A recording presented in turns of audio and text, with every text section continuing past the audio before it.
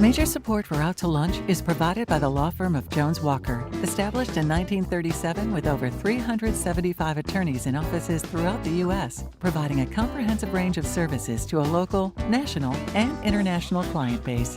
JonesWalker.com. And by Hancock Whitney. Hancock Whitney is here for families, here for businesses, here for communities during this challenging time. Visit HancockWhitney.com/COVID-19 for the latest. And by Short & Associates, legal recruiters in Louisiana and Texas.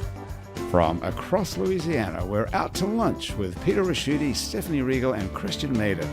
Peter Raschuti is Tulane University's Freeman School of Business Professor of Finance. Stephanie Riegel is editor of the Baton Rouge Business Report. Christian Mader is publisher and editor of The Current. It's business, Louisiana style. Hi, and welcome to Out to Lunch, Louisiana. I'm Peter Raschuti in New Orleans. I'm Stephanie Riegel in Baton Rouge. And I'm Christian Mader in Lafayette. As Louisiana reopens and we continue to navigate the fallout from the COVID-19 pandemic, Stephanie, Peter, and I are taking a weekly, statewide look at what's happening in the world of business and finance. Today, we're going to be joined by Stephen Waguespack. He's the president and CEO of the Louisiana Association of Business and Industry, and Tim Melanson, a fourth-generation pig farmer in Sunset, Louisiana. But let's start in New Orleans. Peter, you're a member of New Orleans City Government Advisory Panel that was set up by Mayor LaToya Cantrell, and it's called the Economics Data Working Group. Now, as more businesses are starting to open in New Orleans, what kind of economic data is coming into the discussion? Well, I think the most important piece that I saw this week was an announcement from the convention center that between the beginning of the virus and out to the end of the calendar year, there will be 51 cancellations of meetings. And this will equate to 460,000 visitors that won't be coming to New Orleans. And that was really what stood out. So, Peter, I got to imagine that that's something that could have an immediate or perhaps an intermediate, let's say, impact on the city's finances. They rely on that kind of commerce to generate the money they need for, paying for public services. Do you have any idea what that's going to look like? Well, the big thing that came out of that press release was that a couple of the members had said that whatever the city estimating for revenue is still too high. And I think that was kind of the case. So I think other revisions coming through, things just to separate the kind of visitors we have, tourists and convention folks. Tourists are going to just kind of little by little begin to come back into the city, but these conventions seem to be closing out for 12 or 18 months. So these have long lead times, and that's very discouraging. Stephanie, you're up in Baton Rouge. What should we expect from the special session? Well, it's just been the most extraordinary few weeks at the state capitol. They reconvened their regular session. They were only going to take up emergency legislation to pass the budget. 4 weeks later, they took up a lot of stuff. They didn't pass the budget. They adjourned on Monday afternoon, and then they reconvened in a special session Monday night that historically was called by the legislative leadership itself. Typically, the governor calls a special session. So, I think we're going to see a lot of the fiscal bills that were not resolved during the regular session, during this special session, and a lot of other issues that are sort of on the agenda of this Republican legislative leadership.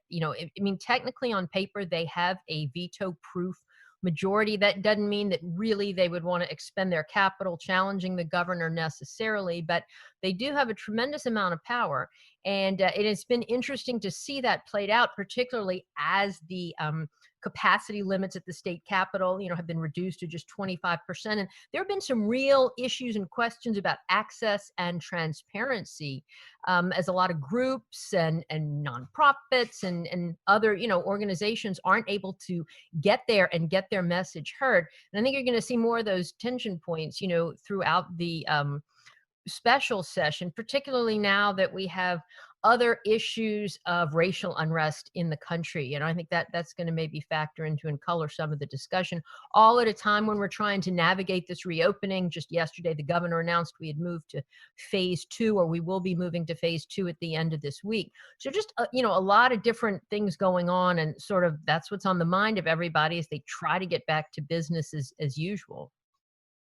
So, Stephanie, they have to pass a budget. Do you have any idea of what that budget is actually going to look like? Well, I mean, ironically, I think a lot of the budget is going to be the budget proposed by the administration that relies pretty heavily on federal funds to plug this $1 billion or so hole that we are now facing because of the economic crisis caused by the pandemic. And it's a pretty sensible budget. It keeps us from, just falling apart for the coming fiscal year. I think down the line, when we look to fiscal year 2022, we're going to see more problems.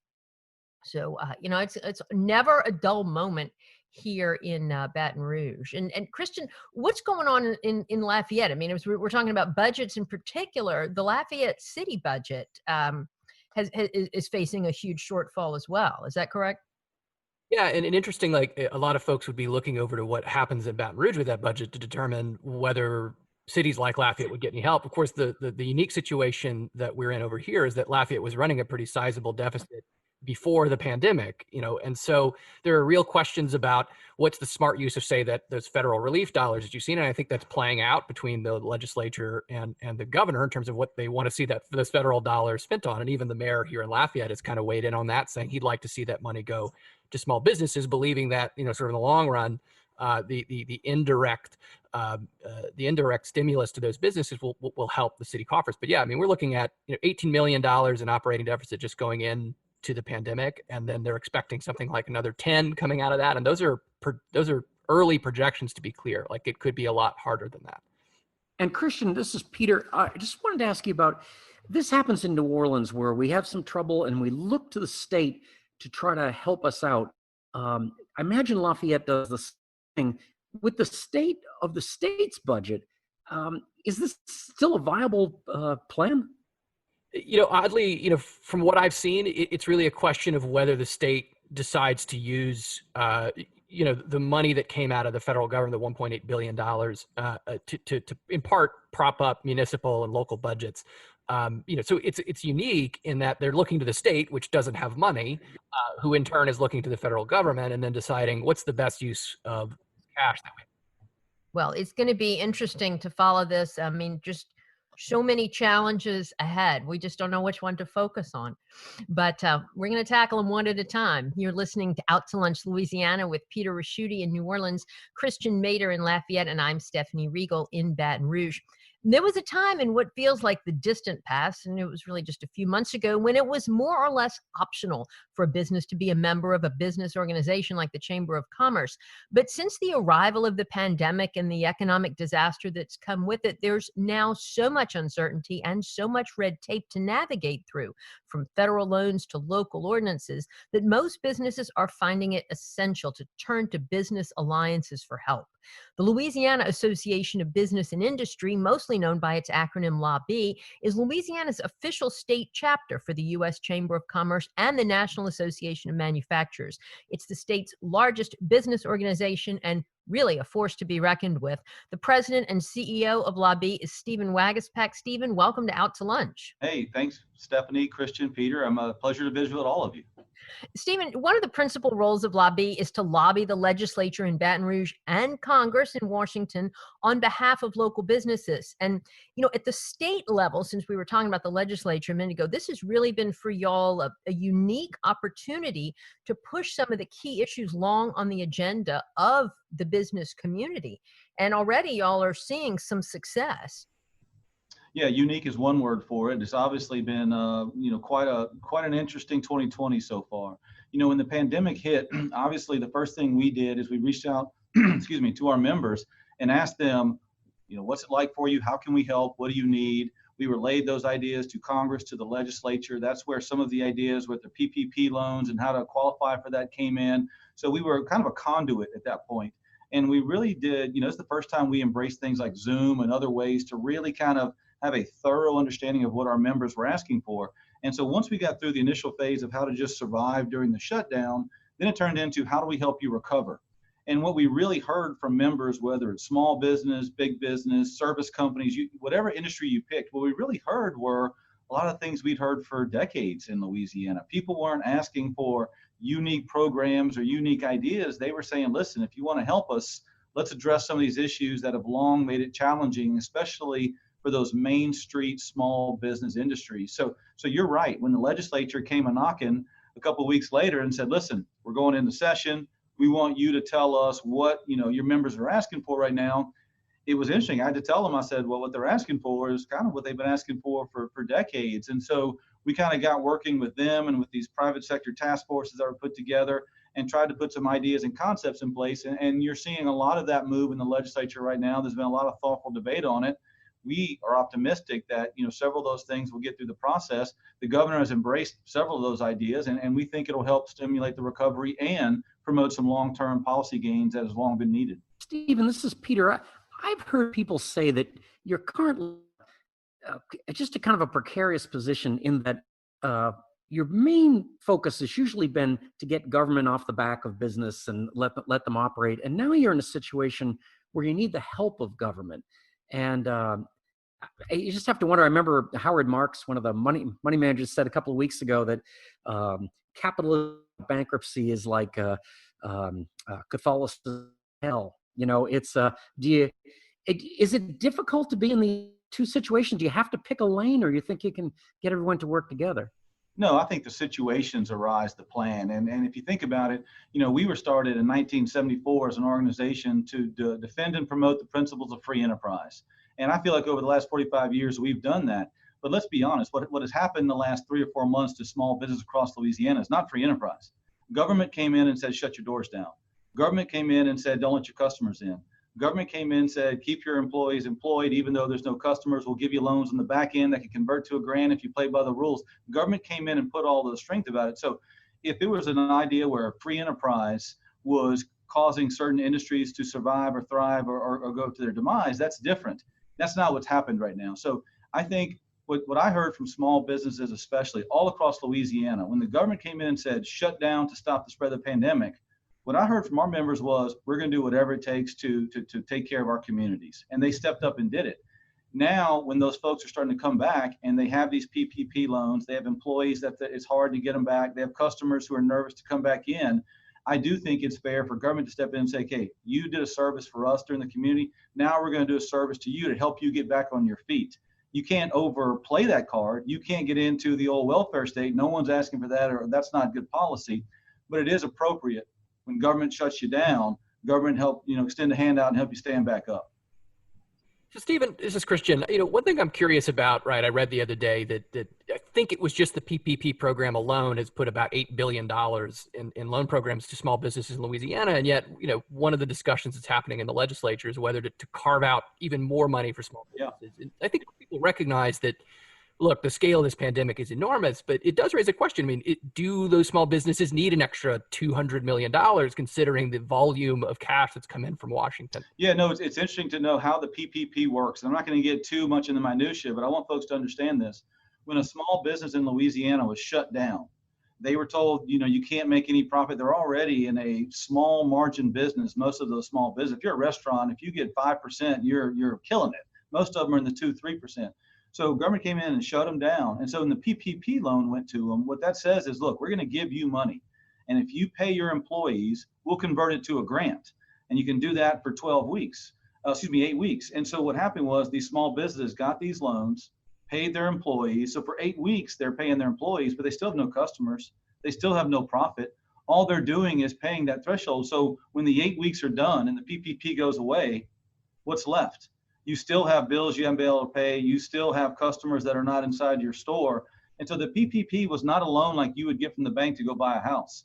The PPP was to pay employees, even though there was no customers walking in for those employees to work. So it really was just a way for the federal government to send some dollars directly to the workforce, and small business really was the conduit in between.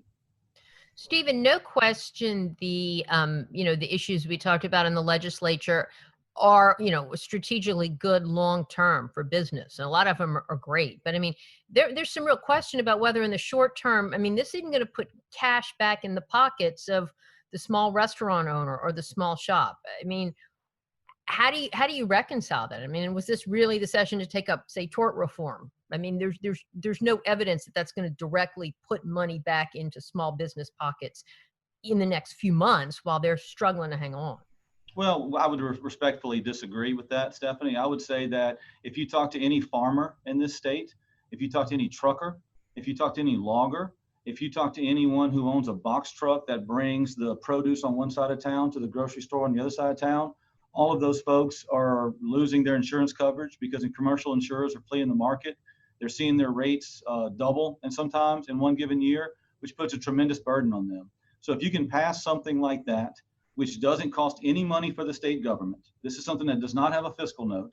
You could pass that policy, and we think almost in a quick order, rates will come down, competition will come back. Those small businesses, those farmers, those truckers, they absolutely will see, we think, more options on the market, the potential to have lower rates. How many other times do you have a policy idea that doesn't cost the state money that can lead to lower costs at the local level? I think it's one of the most innovative things you can do in a time like this when state funds are at a shortfall measure. Even one of the things I think is going to be so tough about your job is you're representing companies statewide in a lot of different industries, and sometimes an issue is different from one another. I think of maybe the tariff. How do you balance that? Well, it's not easy, Peter. I will tell you that. I love what I love most about LABI is one of the things that makes the job difficult. You know, we're the broadest based business group in the state.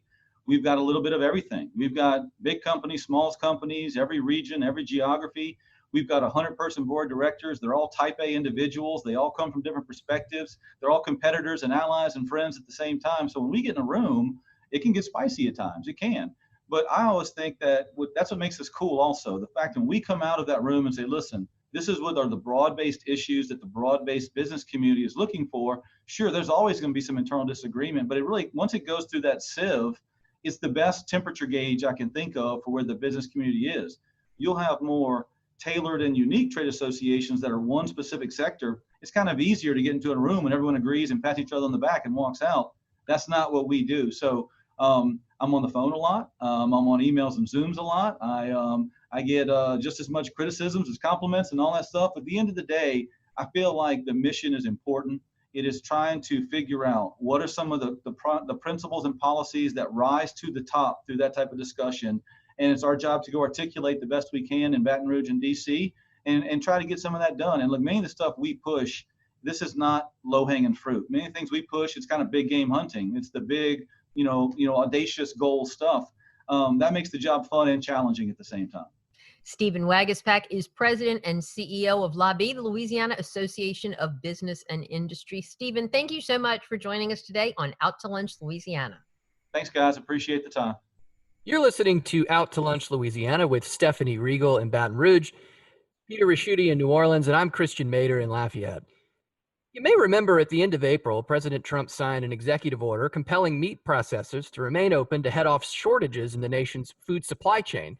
The unintended consequence of this presidential decree was to make all of us aware, many for the first time, of just where our meat comes from. And most of the pictures we saw weren't pretty. And this has got a lot of people asking if there isn't a better way to get meat onto our table. And the answer is yes, there is. Tim Alassaw is a fourth-generation Louisiana pig farmer. He farms pasture-raised Berkshire pork on Timoise Farms in Sunset. Tim, welcome to Out to Lunch. How y'all doing today? Tim, you specialize in raising an all-natural product. Your pigs are totally vegetarian. You don't believe in additives or preservatives. I would bet there are a lot of people who are listening to this right now who would far prefer to eat that kind of product. In other words, I'm sure there's demand, a massive demand for what you're doing. But it's that size of demand that brought about the kind of industrial scale farming and meatpacking plants that we have today. So what I'm curious is it possible to sort of take your product and scale it to the size that you could reach the number of people that are currently consuming sort of conventionally farmed and produced processed meat?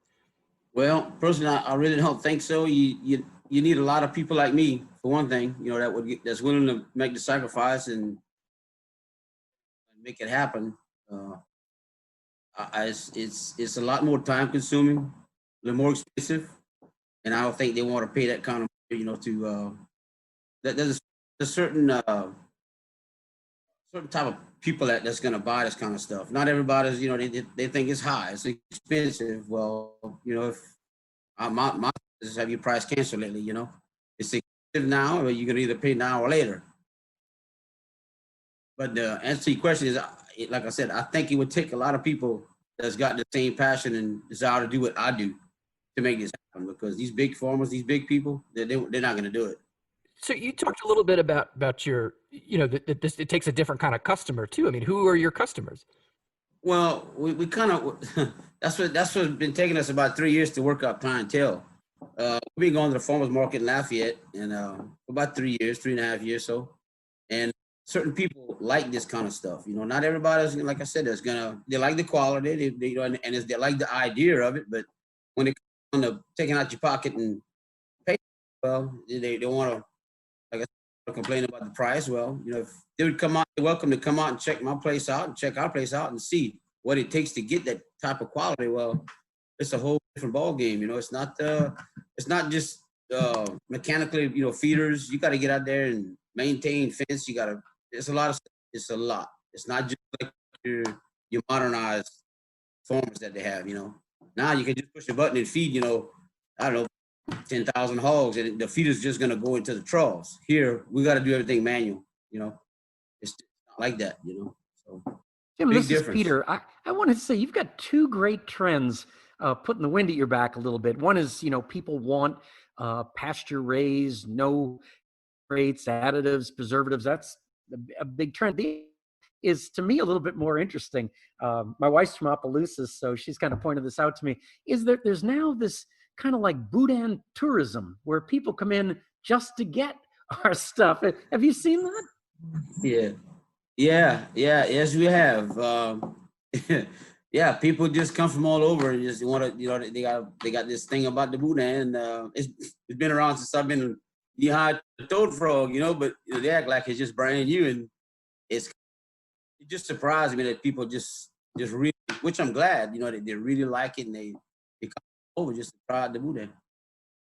Tim, you mentioned, the big commercial farms, 10,000 hogs. Give us a sense of the size of your farm. How many hogs do you have? How many do you process, per, I don't know, whatever cycle? And how much meat do you produce from that? Right now, we're just on the ground level of where we want to be. And I don't want, 400 hogs. That's not what we want. We want quality. We're a small operation. We probably have about 40 hogs right now on the farm, which we, have different little issues going on. So I'm not going to get into on the radio, but I'm going to just tell y'all, he's shooting blanks, and that kind of caused the problem. So now, we have to take a road trip, get us some different animals from different farms, so, and those things, we try to do things natural, we don't try to do things, unnatural. And that's one of the natural things is, we do it with the boar, and we found out over the winter time that he wasn't doing what he was supposed to. And so that caused a problem, but we're getting that. We're crossing that. That's just one of the hurdles that we have to cross. So, like, where will you go to find, say, your other male hog? I mean, is there a network of farmers like you?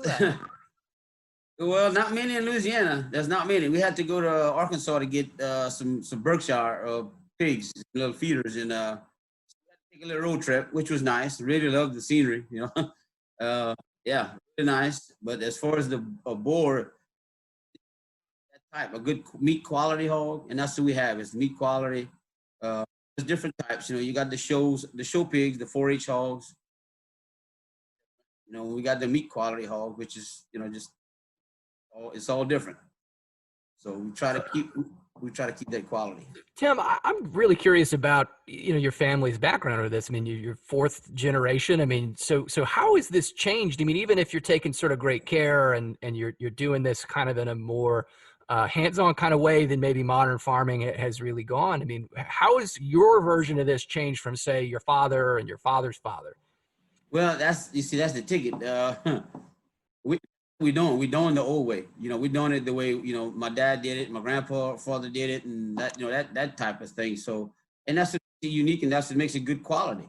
People are, and I don't want to step on anybody's toes, but they used to call the pork the other white meat, and pork is supposed to be white. And that the reason being is they feed these hogs such a high rate of protein, and just make them grow so fast. The meat have a chance to marble and to grow properly. That's where a lot of the problem comes in. So we, on the other hand, it takes longer. Again, it's expensive, and we let them grow slow. They eat natural. Our hogs eat at 90% grass. They're a grazing pig, and they really thrive really good on this stuff. And then, every one day y'all can come by the market in Lafayette and check it out and see. Meat it's like it's red. It actually looks like a T-bone steak. People, when we have pictures of it, our pork chop, and it looks like a T-bone steak. It's just real dark, rich, and marbling in it. It's just something you'll need to try. It's really good. So something I got to ask, because the farmers market here in Lafayette has been closed down for a little bit because I think it's coming back online. How have you managed to kind of keep slinging your goods? Have you found ways to continue selling your product, or have you had to put it in the freezer? What's happening? Well, that's another hurdle. We were forced to cross, and we're stumbling and getting up and keep crossing it. But we have issues. We trying to get the people. They come into the farm is what they're doing. We're family oriented. You can fishing pole and drink a little beer. You can bring it, and we'll sit at the little fish house and talk about it. And you can check out the farm and see all the animals. And we have a few people that's been here, and they're surprised and they really enjoy it. So in a way, that's been one of our blessing, to tell you the truth. They come out and bring the kids, and we got new cats, we got baby chickens, we got cows. So it's kind of a little tour, and they like it. A little family adventure, and they like it. Can I buy from you online? I guess you could, but no, we don't ship. We don't ship just yet. But you're more welcome. Where are you from? Opelousas? My family is, but I'm here in New Orleans. My wife goes to New Orleans, check on her mom and her dad pretty regular. So if you want something, she's done it before. Meet at a meeting place, and we bring sausage and stuff like that to the folks in New Orleans. In fact, we were on the verge of extending our ventures to Baton Rouge, and we'd like to go further, like in New Orleans, but that's further down the road. And then this kind of came up, and then threw a hurdle up again. So it slowed everything down, but we're still moving forward with it. We're still eventually we're gonna get some, like go to the farmers market in Baton Rouge over there, and who knows? Maybe go to New Orleans, but we will set up to where we can ship, but right now we're not set up. So maybe take a family trip, come out, and check us out. Visit your family and get some good bacon and some of that good sausage we have over here. Tim is a fourth-generation Louisiana pig farmer and founder of Timo's Farms. Tim, thanks so much for coming on Out to Lunch. Well, appreciate the invite. And thank you for joining us for this edition of Out to Lunch Louisiana. We edited these conversations to fit into the time slot here on your NPR station. You can hear longer versions of these conversations wherever you normally get your Out to Lunch podcast. If you're not an Out to Lunch podcast subscriber, search for Out to Lunch Baton Rouge, or Out to Lunch Acadiana on your podcast app.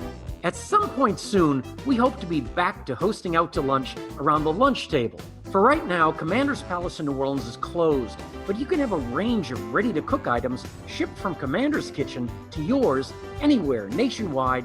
Information at goldbelly.com. In Baton Rouge, Mansur's on the Boulevard is open. You can eat at the restaurant, where they now have 50% occupancy and outdoor dining, or get pickup. Our Lafayette Out to Lunch restaurant, The French Press, is doing curbside takeout, and you can pick up their regular menu items or a family dinner. And you can get delivery through Waiter or Grubhub. Out to Lunch Louisiana is a production of INO Broadcasting. The producer of our show is Grant Morris. Our technical producer is Eric Merle. Photos from this show is on our website and social media, taken by Jill LaFleur. I'm Stephanie Riegel in Baton Rouge. I'm Christian Mader in Lafayette. And I'm Peter Raschuti in New Orleans. Thanks for joining us today. We'll see you back here next week for more Out to Lunch Louisiana. Major support for Out to Lunch is provided by the law firm of Jones Walker, established in 1937 with over 375 attorneys in offices throughout the U.S., providing a comprehensive range of services to a local, national, and international client base. joneswalker.com. And by Hancock Whitney. Hancock Whitney is here for families, here for businesses, here for communities during this challenging time. Visit hancockwhitney.com/COVID-19 for the latest. And by Shorten Associates, legal recruiters in Louisiana and Texas. Mitchell Foreman wrote and performs all the music on Out to Lunch. You can hear Mitchell's music anywhere great jazz is sold or streamed, and at mitchellforeman.com.